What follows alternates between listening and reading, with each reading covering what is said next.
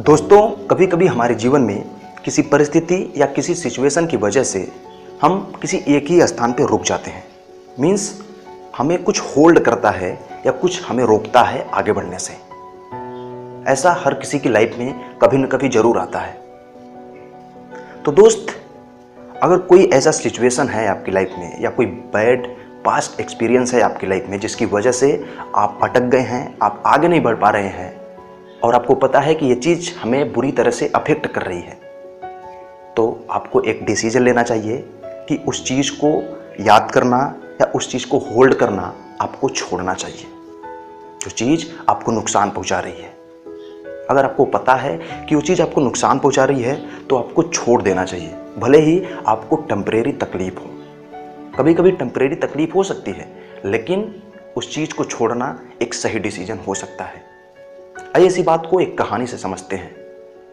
दोस्तों, मैंने इंटरनेट पे पढ़ा था कि बंदरों को पकड़ने के लिए किसी देश के लोग, उस देश का नाम मुझे नहीं पता है, उस देश के लोग एक बड़ी ही इफेक्टिव टेक्निक यूज करते हैं जिससे वो बंदरों को पकड़ते हैं। एक स्पेशली डिजाइन जाल को यूज करते हैं बंदरों को पकड़ने के लिए।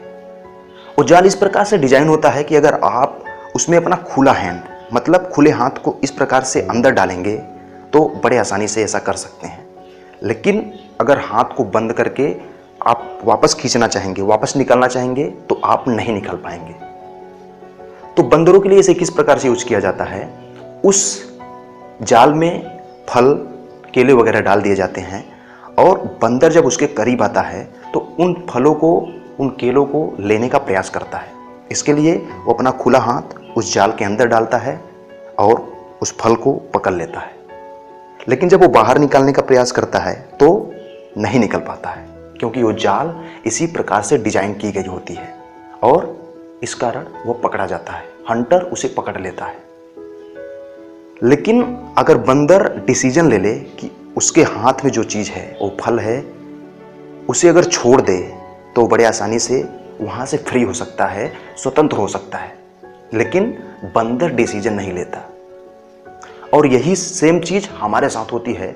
अगर हम किसी चीज़ को होल्ड करके रखते हैं, आगे नहीं बढ़ पाते हैं, कोई पास्ट बैड एक्सपीरियंस है उसे याद करके हम केवल सैड होते हैं, तो उस फल की तरह वो सिचुएशंस, वो व्यक्ति जिसे हम होल्ड करके रखते हैं, वो हमें रोकता है, हमें एक ही जगह पे स्टक करवा देता है। लेकिन हम बंदर नहीं हैं, हम डिसीजन ले सकते हैं, हम ह्यूमन बींग्स हैं और हमारे पास दिमाग है बंदर से ज़्यादा। तो हमें जब पता चल रहा है कि हम फंस रहे हैं इस चीज़ को करने से, तो हम डिसीजन ले सकते हैं उसको छोड़ने का, जिससे कि हम आगे बढ़ सकें।